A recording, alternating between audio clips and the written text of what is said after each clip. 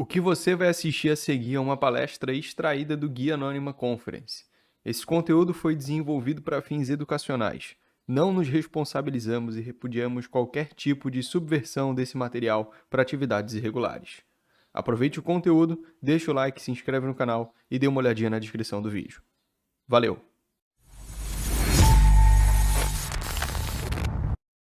Então, boa tarde a todos. Queria agradecer inicialmente ao pessoal do Guia Anônima, ao Afonso, o Kevin, o Doca e todos os que estiveram envolvidos na preparação do evento, né? Uma honra muito grande poder estar aqui, poder estar compartilhando conhecimento. E gostaria também de agradecer ao público que está assistindo, acompanhando as palestras. É por vocês que a gente faz esse tipo de coisa, né? Vou apresentar um pouquinho de Intel SGX, tá? Vai ser uma palestra um pouco densa, mas eu vou tentar simplificar o máximo possível que eu consigo para a gente poder discorrer um pouquinho sobre essa tecnologia, beleza?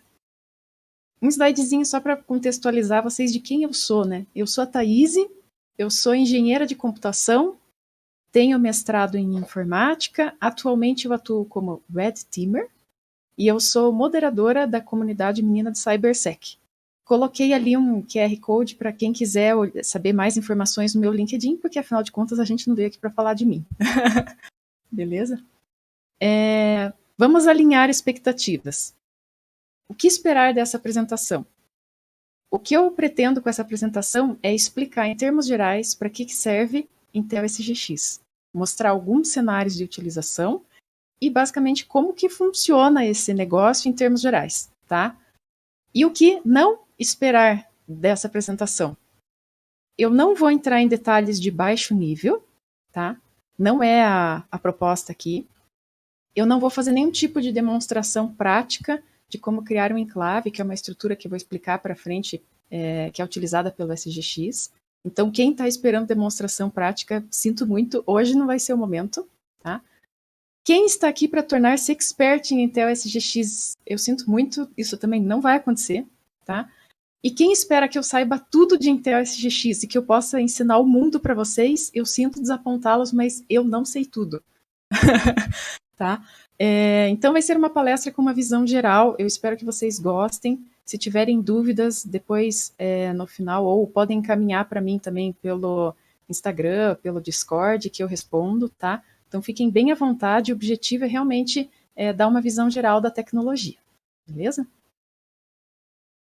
Vou começar expondo o conceito de plataforma confiável, tá? O que seria isso?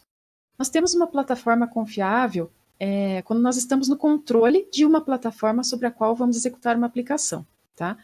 Seja ela hardware, sistema operacional, VMs, enfim, tá? O termo confiável, no caso do SGX, a gente vai definir em dois aspectos, tá? Para quem já conhece a tríade da segurança, a gente fala muito de confidencialidade, integridade e disponibilidade, né? Hoje eu vou focar em confidencialidade e integridade, tá? O que seria isso? A confidencialidade, para quem não está familiar, seria garantir que o acesso às informações deve ser controlado para evitar o compartilhamento não autorizado dos dados. O que é isso? As pessoas que não têm a devida autorização não podem acessar informações e os segredos todos são mantidos privados, tá? Em termos de integridade, para quem não é familiar com o termo, seria uma certa garantia de que os dados estejam corretos, autênticos, confiáveis. É uma garantia de que eles não foram adulterados, beleza? São nesses dois pilares que a gente vai trabalhar quando a gente fala do Intel SGX, tá? E uma vez que a gente definiu o que é uma plataforma confiável, o que seria uma plataforma não confiável? É basicamente a plataforma que é gerenciada por terceiros. O que seria isso? Computação em nuvem, um data center de terceiros, uma equipe de TI terceirizada, tá? Tudo isso vai constituir uma base não confiável, tá? E o responsável por essa plataforma pode basicamente fazer duas operações. Seria o acesso indevido aos dados que são manipulados pela aplicação, iria ferir o quê? A confidencialidade, ou adulterar o software ou os dados que são manipulados pela aplicação, que iria ferir qual pilar? A integridade. Tá? Como exemplo, um provedor de nuvem responsável por um data center ou uma equipe terceirizada, né, poderia atuar como um agente malicioso e clonar todos os dados, né? Isso é uma coisa que você não quer, uma vez que você está colocando teus dados ali de uma forma pública, você não quer nem que clonem, nem que acessem, nem que alterem nada, né? E mais para frente a gente vai revisitar esse conceito de confiável e não confiável, contextualizando um pouquinho melhor, tá? Certo, mas então o que a gente pode fazer? E se a gente criptografar tudo? Vamos criptografar os dados e a gente resolve esse problema, daí não vai ter mais essa questão de acesso não autorizado. Pode ser uma ideia inicial, mas em algum momento o que vai acontecer? O teu software vai ter que descriptografar esses dados para poder operar. E para fazer isso, ele vai precisar ter acesso a uma chave de criptografia, tá? Nesse momento, o responsável pela plataforma vai poder, de alguma forma, roubar a tua chave, tá? Quando um software tem um segredo, esse segredo ele é armazenado em RAM, tá? Na memória RAM. Se ele é carregado em RAM, o dono da plataforma pode acessá-lo, ele pode fazer um dump de memória, por exemplo. Então, criptografar os dados talvez não seja a melhor solução. Tá, então a gente continua com o impasse, né? Temos um problema. Como garantir a integridade e a confidencialidade de uma aplicação numa plataforma que é gerenciada por terceiros, né? Eu vou apresentar uma solução hoje para vocês, entre várias possíveis, mas a gente pode utilizar o que a gente chama de ambientes de execução confiável. Do inglês seria Trusted Execution Environments, ou os famosos TES, tá? Esses ambientes são trechos de RAM e fluxos de execução no processador que são protegidos contra acesso e adulteração. Então, aqueles dois pilares que nós conversamos anteriormente, mesmo pelo dono de uma plataforma, tá? Só que para que a gente possa usar esses ambientes de execução confiáveis, é preciso que o hardware tenha suporte à criação dos TES, tá? Então, vamos passar uma ideia geral do que seriam exatamente esses ambientes de execução confiáveis. A gente teria um software inicializado dentro de um ambiente desses, tá, de um TEE. As páginas de memória que são usadas por esse software, elas são criptografadas e protegidas pelo processador contra todo tipo de acesso indevido, tá? E o que isso vai proporcionar?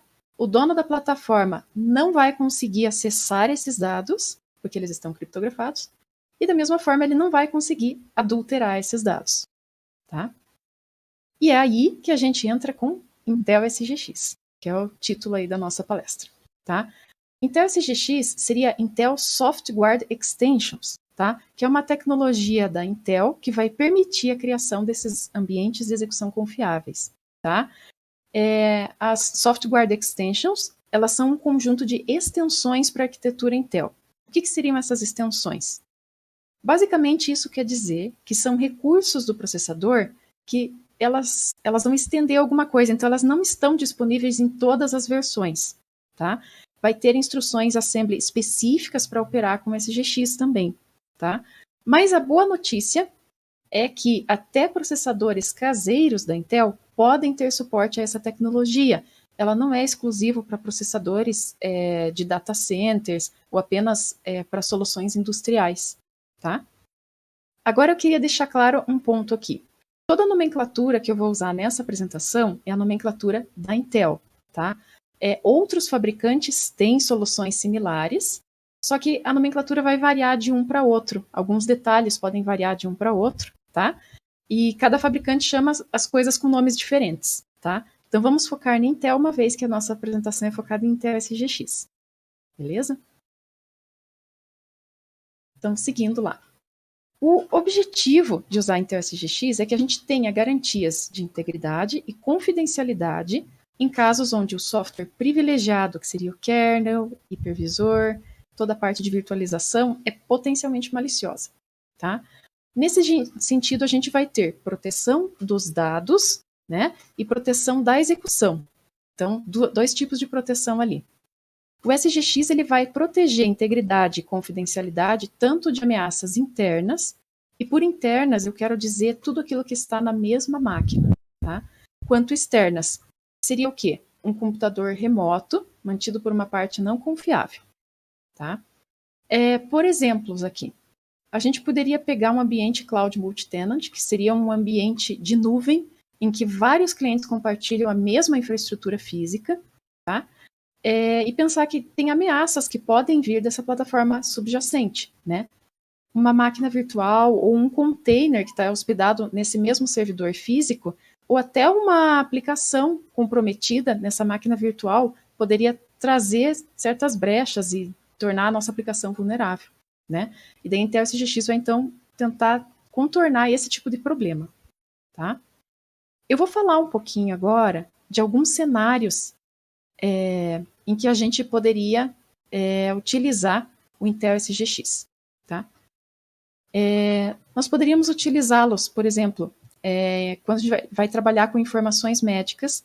Inclusive, para quem tiver interesse, depois eu posso passar a minha dissertação de mestrado, porque foi exatamente nesse cenário em que eu apliquei isso, tá? Basicamente, eu trabalhei com uma plataforma que reunia dados médicos, prontuários de pacientes, e eu coloquei uma camada de proteção por hardware, por via do SGX, para proteger essas informações. Porque se a gente for pensar, as informações médicas vão ter o quê? Elas vão ter nosso estado de saúde, elas vão falar das nossas doenças, nossos medicamentos, né? E são informações que você não quer disponibilizadas para todo mundo, né? São coisas muito sensíveis, são coisas muito pessoais, né? Da mesma forma, quando a gente fala de dados confidenciais, todos esses dados confidenciais, eles podem acabar expondo as pessoas de algum jeito. Até mesmo hoje, quando a gente fala de religião, a pessoa pode ser vítima de preconceito, raça, cor, tudo isso são coisas que, dependendo do contexto, você prefere nem expor, né? Então, a utilização de um mecanismo para proteger esses dados é muito interessante. Daí a gente parte para a área de fatores biométricos e senhas, né?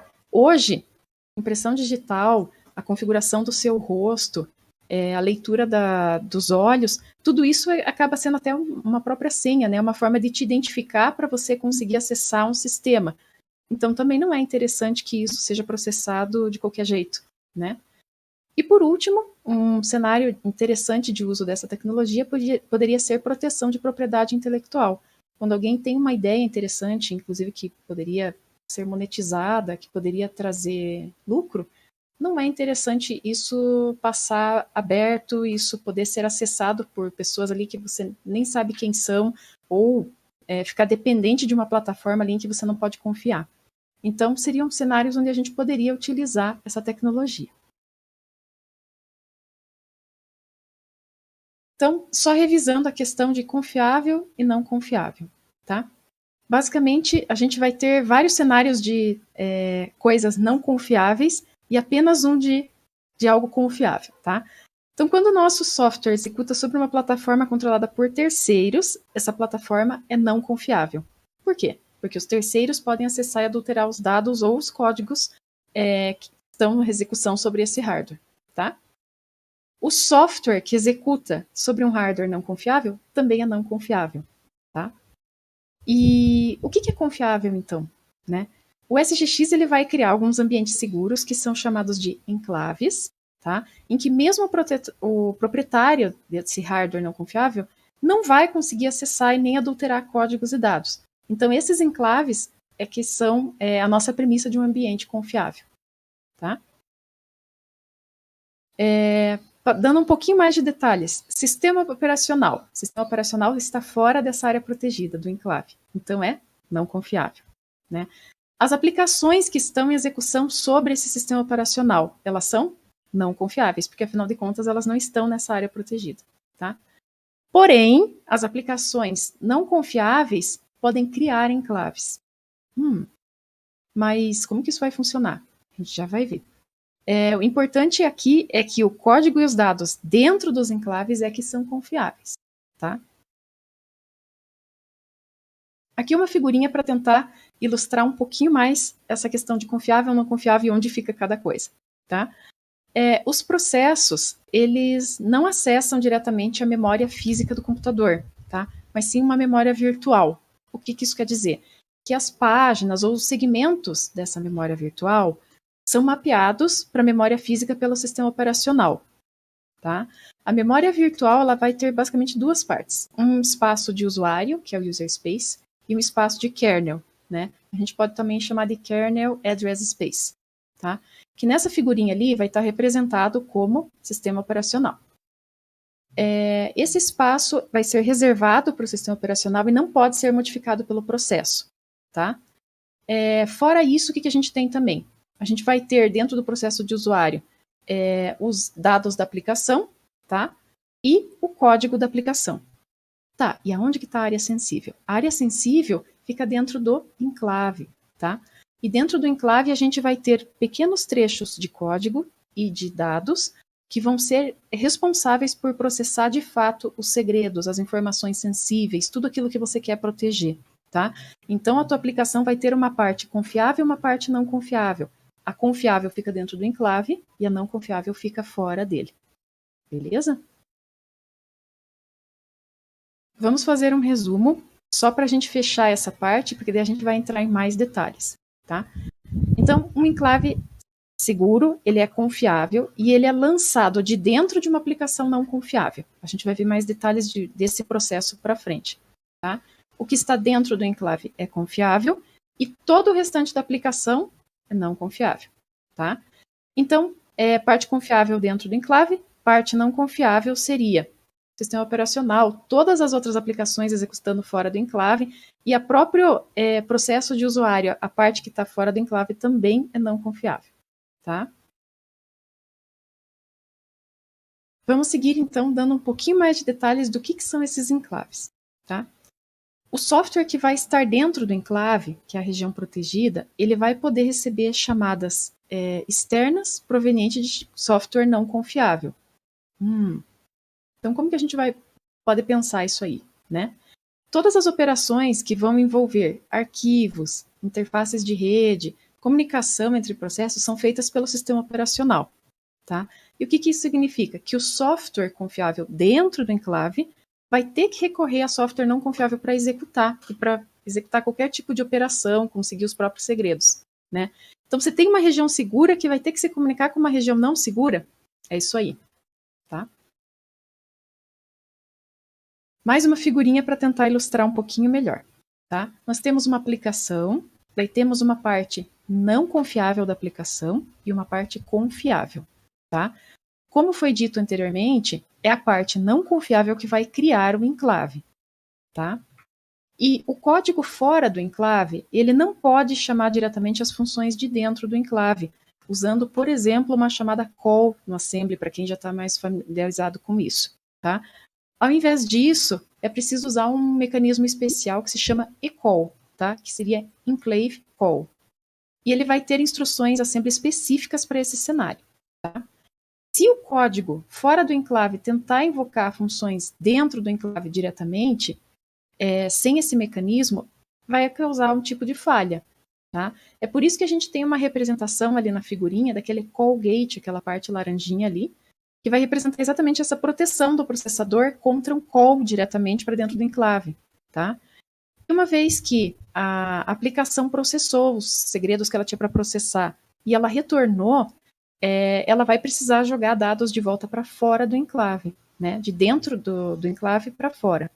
E isso é feito com outro mecanismo especial que se chama OCall, ou Outside Call, tá? Então, são operações especiais exatamente para esse caso de a gente estar usando um enclave, tá? Antes de executar, o enclave vai ter que ser criado. E isso, como a gente viu, é feito pelo software não confiável. O que é importante ressaltar nesse cenário? Que todo o código executável e todos os dados iniciais de um enclave, eles são conhecidos pelo software não confiável. E isso quer dizer o quê? Que quaisquer segredos, qualquer chaves, tudo que você for processar ali que seja sensível, vai ter que ser obtido pelo enclave depois que ele começou a executar, por fontes externas confiáveis, e não no momento em que ele é criado, tá? Daí surge a seguinte pergunta: como que uma fonte externa vai poder fornecer esses segredos para o enclave de forma segura? Né? É isso que a gente vai resolver. Para que isso ocorra de forma segura, a gente vai precisar de duas coisas, tá? Primeiro, a fonte externa vai ter que garantir que está realmente em comunicação com um software que não foi adulterado, que está íntegro, executando dentro do enclave, tá? Esse processo vai se chamar atestação. A gente vai ver bastante essa palavra para frente, tá? E outra coisa que a gente vai ter que garantir, que a comunicação entre o software que está no enclave e esta fonte externa que vai fornecer os segredos esteja protegida contra acesso e adulteração por parte do software não confiável. Como que a gente poderia fazer isso? É comum usar algum procedimento de troca de chaves, como por exemplo Diffie-Hellman, tá? Entre o software do enclave e a fonte externa. E esse processo, ele faz parte do processo de atestação que a gente já vai descrever, tá? Para a gente seguir adiante, eu vou falar um pouquinho sobre a importância da assinatura de um enclave, tá? Quando a gente vai desenvolver uma aplicação que vai lançar um enclave, é muito importante assinar esse enclave, tá? Essa assinatura vai depender de um par de chaves, pública e privada, que deve ser criada por uma autoridade responsável pela criação do enclave, tá? O enclave, ele é assinado usando uma chave privada de assinatura e ele é distribuído junto com uma chave pública que é usada para verificar essa assinatura. Para quem já mexeu um pouquinho com a parte web, sabe que quando você acessa um domínio, tem um cadeadinho no canto ali, né, que é o certificado daquela página. E é muito parecido com isso. Ele é assinado com uma chave privada e distribuído junto com uma chave pública, exatamente para verificar se aquela aplicação, se aquele domínio é autêntico, tá? Vamos partir então para o processo de atestação, tá? No processo de atestação, a gente vai usar algumas chaves, como eu já havia mencionado anteriormente, tá? A primeira delas é a chave raiz de provisionamento, ou Root Provisioning Key, RPK. É uma chave única, ela é gerada e armazenada pela Intel e gravada no hardware do processador. E qual a função dessa chave? É verificar se o processador é genuíno, tá? E se o software em execução nele, dentro do enclave, não foi adulterado. A RPK ela é gerada para cada processador em um local separado chamado Intel Key Generation Facility. Seria uma instalação de geração de chaves da Intel e ela tem uma série de proteções físicas, tá? É bem interessante isso aí. Um outro tipo de chave que a gente utiliza nesse processo é a chave raiz de selagem, ou Root Sealing Key, RSK. Ela é uma chave única que é gerada durante a fabricação e essa não é armazenada pela Intel, tá? Ela é usada para gerar outras chaves que vão ser usadas para proteger os dados durante a execução do enclave, tá? Outra estrutura importante que a gente vai usar, além das chaves que eu já apresentei, se chama SIG-Struct, tá? Que seria Signature Struct, ou uma estrutura de assinatura. Antes de um enclave ser executado em uma máquina não confiável, ele deve ser gerado e assinado em uma máquina confiável. Então, por exemplo, se você vai colocar um enclave em uma plataforma não confiável, você deve gerar esse enclave na sua máquina, por exemplo, para que ele seja gerado sobre uma plataforma confiável, tá? E esse enclave resultante, ele vai ser distribuído com um certificado. Esse certificado é o SIG-Struct, tá? Nós temos também uma série de medidas ou medições, tá? Durante a execução de um enclave, são usadas basicamente duas medidas. O MR-Enclave, que é Measurement of Enclave, e o MR-Signer, que é Measurement of Signer. Eu vou descrever elas para frente, tá? O MR-Enclave vai ser basicamente um hash de um log interno que vai registrar todas as operações que foram usadas pelo processador para criar um enclave. Isso inclui o conteúdo das páginas de memória, a posição relativa dessas páginas dentro do enclave e várias flags de segurança que são associadas a essas páginas, tá? Eu não vou entrar em detalhe de quais são essas flags, porque senão a gente começa a baixar muito o nível que não é a proposta aqui, tá? Quando a criação de um enclave termina, ele executa uma instrução especial chamada init, e a partir desse ponto, o MR-Enclave dele, uma vez que ele é um hash, ele não é mais alterado, porque tudo que ele precisava já está definido, certo? O MR-Enclave, ele é parte do SIG-Struct, né, aquele certificado, e se o enclave exatamente igual for criado exatamente com os mesmos passos, o valor do MR enclave vai ser o mesmo, porque afinal de contas, todas as etapas que foram usadas pelo processador para criar dois enclaves iguais vão acabar sendo iguais, então é o mesmo hash, beleza? Daí a gente tem o MR Signer, né? O MR Signer vai ter um hash da chave pública que foi usada para assinar o enclave. Todos os enclaves gerados usando o mesmo par de chaves terão o mesmo valor de MR Signer, tá? Vamos agora, então, finalmente, para uma descrição em linhas gerais do que é esse mecanismo de atestação que eu falei, tá?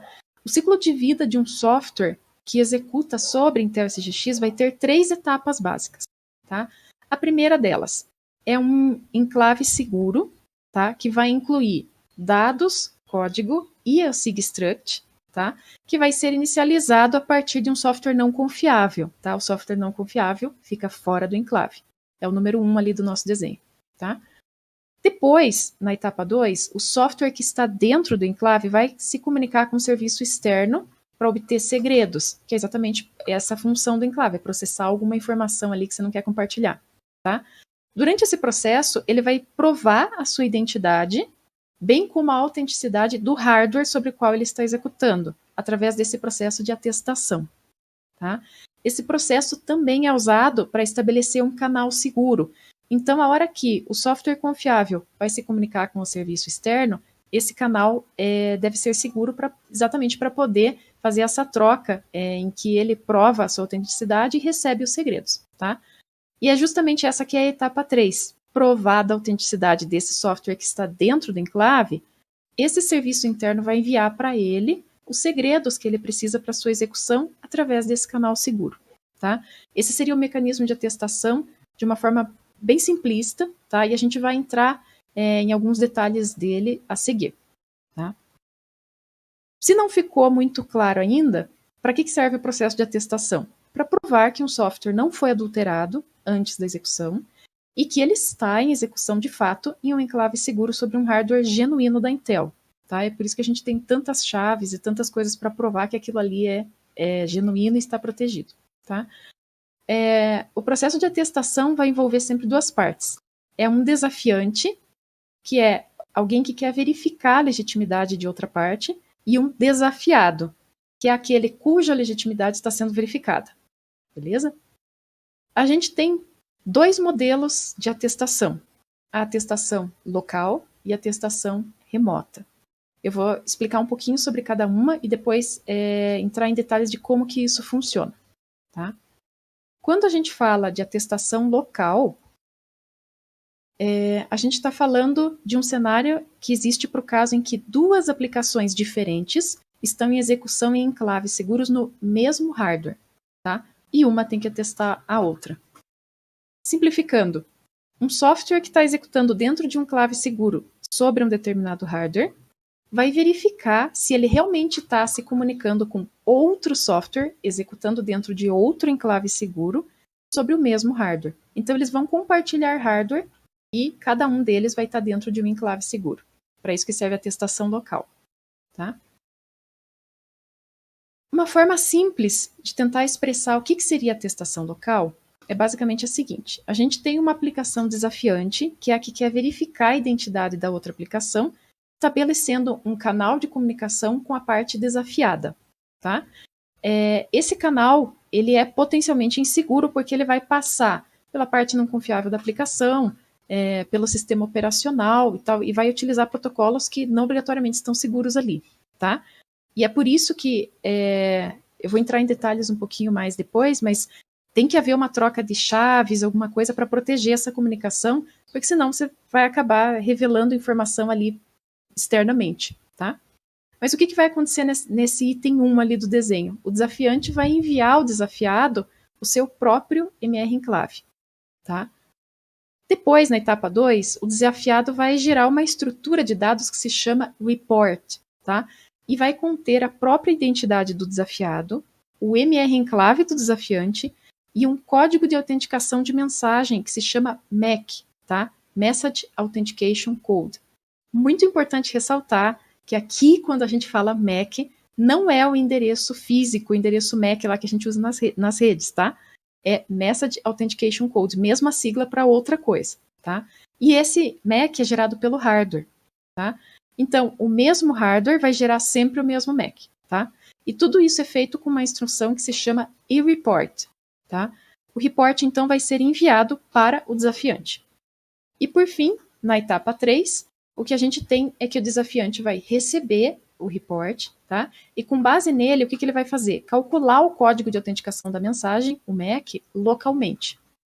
Se ele for verificar que o valor calculado localmente é igual ao que está contido no report, o que significa? Que esse report foi gerado por um enclave exatamente na mesma máquina em que ele está, tá? E, portanto, é autêntico. Então, é basicamente assim que funciona a atestação local, tá? Coisas que a gente pode usar para incrementar um pouquinho esse processo de atestação local. O report, ele pode receber alguns dados adicionais, tá? Esses dados normalmente vão carregar algum tipo de informação que permita a esses dois enclaves estabelecer uma comunicação segura, que é aquilo que eu estava falando anteriormente. Os canais por onde eles passam, passa pela parte não confiável da aplicação, sistema operacional, e você não pode confiar nisso. Então, por isso que eles buscam estabelecer algum canal, por exemplo, trocando chaves simétricas, tá? Para poder se proteger contra acessos externos, tá? E, normalmente, depois que recebe a resposta do desafiado, o desafiante também vai gerar um report e enviar ao desafiado. Para quê? Para que o desafiado também ateste o desafiante. Então, elas podem atestar-se mutuamente, tá? Vamos partir agora para o caso de atestação remota, tá? A atestação remota, ela vai existir para que casos? Em que é preciso verificar se um software em execução que está em outra máquina está realmente sendo executado dentro do enclave seguro, tá? Nós vamos ter duas versões de atestação remota. A atestação EPID, tá? E a atestação ECD-SA. Então, vamos começar pela EPID. EPID é a sigla para Enhanced Privacy ID, tá? Ou Identificação de Privacidade Melhorada. E ela vai permitir o uso de atestação através de uma plataforma da própria Intel, tá? Se baseia, então, em uma chave de atestação que está presente no processador e depende de um serviço da Intel para verificação das assinaturas. Para o EPID, a gente vai ter que usar uma chave chamada chave de atestação remota, tá? Essa chave ela é gerada pela Intel e usada por um enclave especial que também é fornecido pela Intel, que se chama Coating Enclave, ou QE, tá? Esse enclave, ele vai usar essa chave para gerar assinaturas que vão ser usadas durante o processo de atestação por EPID. E o processo de obtenção dessa chave de atestação é chamado de provisionamento.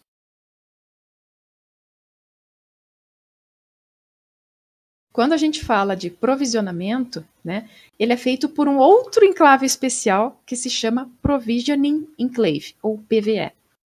Tanto o PVE quanto o QE é o Coating Enclave, tá? Eles vão ser assinados pela Intel e eles conseguem ser executados com mais privilégios que os enclaves convencionais. Por isso, eles conseguem obter acesso a algumas chaves especiais a partir do processador. O teu enclave não vai conseguir obter essas chaves diretamente. Para isso que tem esses enclaves especiais, beleza? Em linhas gerais, o enclave de provisionamento, comunica-se com alguns serviços da Intel e ele tem que provar que ele tem uma chave autêntica gravada pela Intel, tá? Depois disso, ele vai receber uma chave de atestação remota para uso posterior.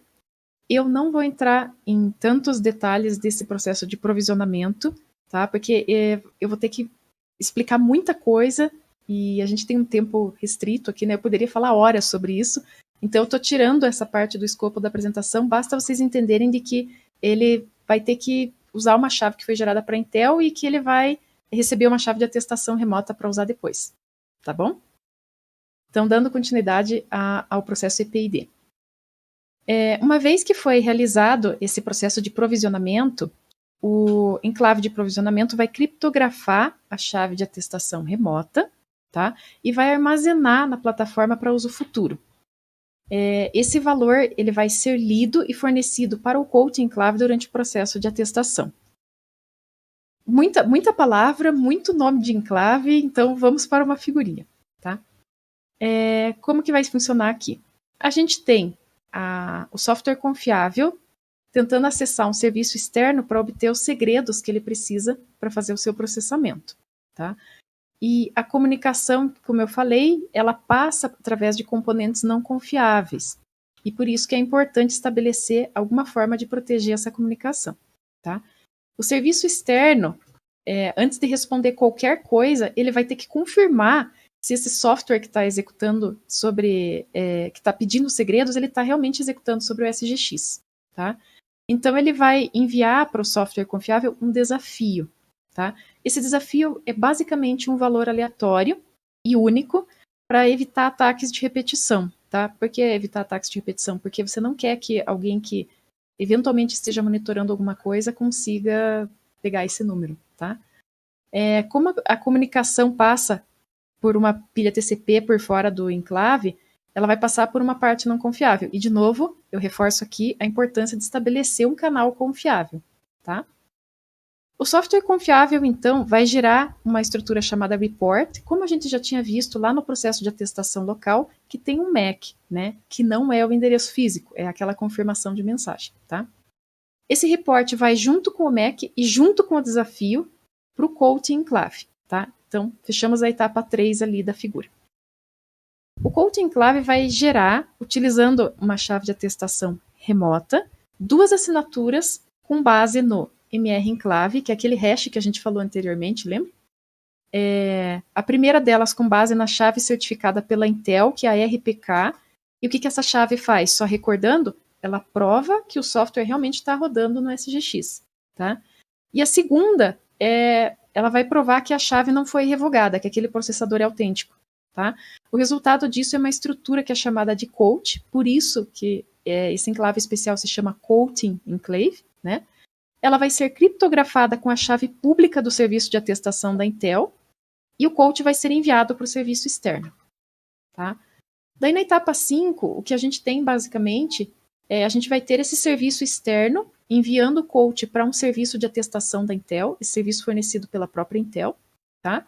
Esse serviço de atestação vai confirmar a validade do coach e se ele for verdadeiro, o que ele vai fazer? Ele vai mandar para o serviço externo a confirmação e o serviço externo vai então poder enviar para a parte confiável do software os segredos que foram solicitados para processamento, tá?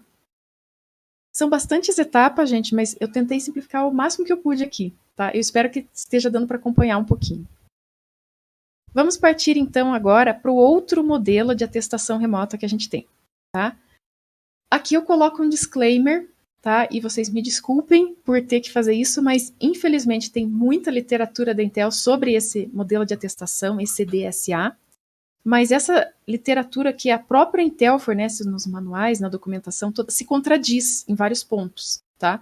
Então, é possível que, dependendo do documento que vocês forem avaliar, se vocês quiserem estudar mais e aprender mais sobre isso, alguma coisa esteja um pouco diferente do que eu vou apresentar. Toda a documentação que eu usei é oficial, mas pode ser que tenha pequenos equívocos porque a própria Intel fornece documentos que são discrepantes, tá? Então, vamos seguir aqui. ECDSA é uma sigla para Elliptic Curve Digital Signature Algorithm, ou seja, algoritmo de assinatura digital de curvas elípticas, tá? É um tipo de atestação remota que vai permitir o uso de outras entidades atestadoras sem ser exclusiva da plataforma da Intel, tá? Ela vai partir de uma solução chamada DCAP, que é Data Center Attestation Primitives, que vai permitir, então, a criação de entidades atestadoras personalizadas, tá? No caso do DCAP, o provedor de serviços é considerado mais confiável. Então, normalmente o serviço de atestação vai ser hospedado por ele, tá? Então, nesse modelo, a gente parte de algum tipo de confiança no provedor de serviços, tá? Diferente do EPID, que usa a própria plataforma da Intel para fazer isso, porque não confia na plataforma adjacente, tá? O fluxo do ECDSA é bem similar ao do EPID, Só que tem algumas diferenças que a gente vai colocar aqui, tá? Na parte de provisionamento do ECDSA, o Provisioning Enclave, tá? O PVE, ele vai ser substituído por outro enclave, que se chama Provisioning Certification Enclave, tá? PCE, que ele também é fornecido pela Intel, tá?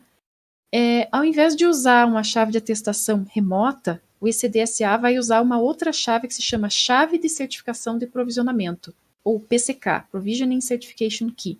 E a função é bem similar à outra chave que a gente já tinha visto, tá? Essa chave de certificação de provisionamento, PCE, vai assinar o coach e acessar um serviço externo para essa finalidade, tá? O coach enclave não vai precisar ser necessariamente fornecido pela Intel. Entra aqui, então, um pouco mais de personalização, tá? E o serviço externo, ele não vai verificar se esse coach é válido com base no serviço de atestação da Intel, mas com base em um outro serviço local no data center. Por isso que eu reforço a ideia de que, nesse mecanismo, parte-se de que você pode confiar parcialmente ali na plataforma, tá? Tentando resumir isso tudo, vamos lá. A gente tem novamente uma parte da aplicação que é confiável e ela precisa dos segredos. Ela vai se comunicar com um serviço externo para obter esses segredos, tá?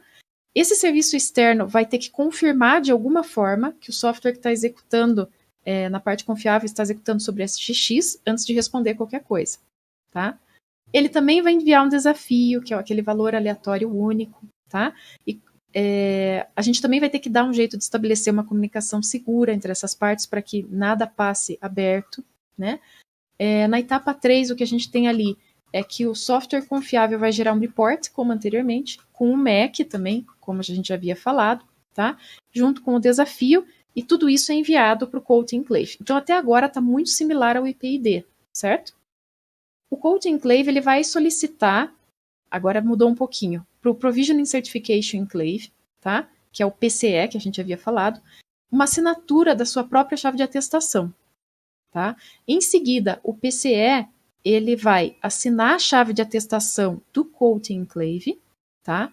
E a sua identidade com essa chave de certificação de provisionamento. Tá? Em seguida, ele vai devolver esse bloquinho todo para o Code Enclave. Tá? O Code Enclave vai gerar uma estrutura chamada Code, da mesma forma que no outro mecanismo de atestação, e ele vai ter uma assinatura gerada com a chave de atestação e o certificado que confirma que essa chave de atestação foi assinada pelo PCE. Tá? Em seguida, o serviço externo vai verificar que o coach, com base nesses dados fornecidos por um serviço de CAP, está ok. Tá? Então, ele valida esse coach, e daí, por fim, se esse coach for válido, ele vai mandar para o software confiável os segredos que foram solicitados. Tá? Gente, eu sei que é muita informação, mas eu queria passar isso para vocês, para pelo menos vocês terem uma visão geral do que é Intel SGX, para que serve isso aí. E assim, só recapitulando um pouquinho do que a gente falou hoje, tá? Exploramos vários conceitos, os ambientes de execução confiáveis, né?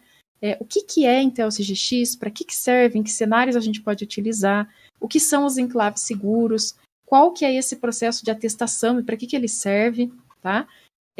Então, assim, eu tentei simplificar um pouco, não é uma coisa realmente trivial, simples, fácil, e que a gente em uma hora vai conseguir dominar ou entender, né? Quem tiver interesse em conversar mais sobre isso, pode me mandar mensagem no Instagram. Se quiserem ter acesso à minha dissertação de mestrado, que eu tinha mencionado anteriormente, em que eu trabalhei com dados médicos, eu posso também passar esse documento, não tem problema algum. E eu espero que vocês tenham conseguido aproveitar um pouquinho do que foi falado hoje para entender o que é isso, né? Reforçando aqui, uma vez que tem muita gente falando sobre segurança hoje, né? Um dos grandes objetivos do evento é falar sobre isso. O Intel SGX é inquebrável, é completamente seguro, é uma proteção garantida, é 100%? Não, não existe isso, né? Todo mundo que está na área já há um tempinho sabe que não existe nada 100% seguro, mas o objetivo dessa tecnologia é adicionar uma camada a mais de segurança, né? Nesse caso seria uma segurança por hardware, para dificultar acesso a essas informações, tá? Se vocês forem pesquisar, existem trabalhos que apresentam formas de explorar essa tecnologia, Não é fácil, mas elas existem. Então, se alguém te disser, Intel SGX resolve todos os problemas da humanidade. Não, não é verdade, tá?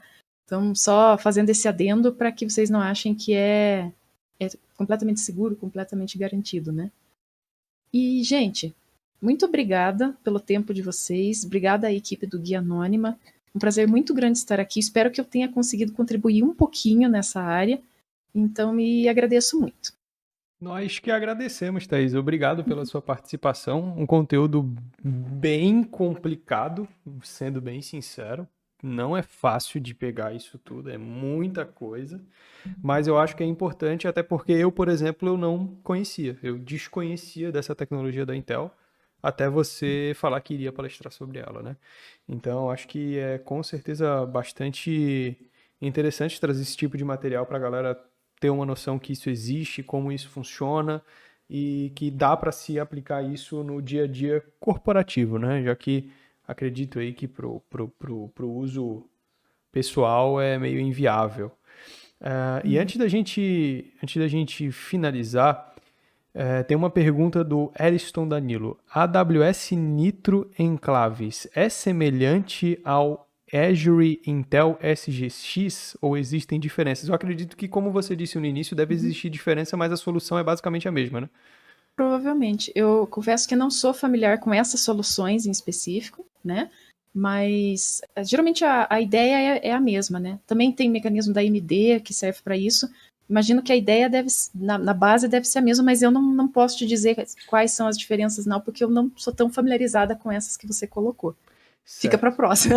E para a gente, uma dúvida minha aqui para a gente finalizar as empresas, as grandes empresas, assim, elas realmente utilizam essa camada a mais de segurança? É uma parada, tipo, que está sendo aplicado dentro das empresas ou ainda está no campo do estudo e, pô, quem sabe daqui a pouco a gente coloca para aplicar e tal?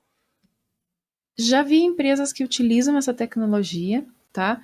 Inclusive, existem tecnologias que são construídas uma camada de abstração sobre o Intel SGX, que, por exemplo, tem uma delas que se chama Scone, que visa simplificar um pouco esse uso, porque quando você vai mexer com isso, tem muitos detalhes de registradores, teria que ter, assim, entender profundamente disso para implementar, de fato, um enclave, esse tipo de coisa. Então, tem outras soluções que visam facilitar um pouco essa implementação, né? E assim como tem muita gente pesquisando isso, eu tenho visto assim que aumentou bastante o número de pesquisadores que estão trabalhando nessa área. Tem empresas que utilizam sim essa tecnologia, mas eu não sei te dizer, por exemplo, em números, se isso é tão significativo assim, né? Não, beleza, O que eu posso dizer mas é importante saber que tem gente aplicando isso já é ótimo. E a documentação está cada dia melhor também. Embora tenha muito conflito, se você pega a documentação, às vezes, de um ano para o outro, como eu falei, né? Tem coisa que diz isso funciona assim, o outro diz isso funciona assado, e era para ser a mesma coisa, né?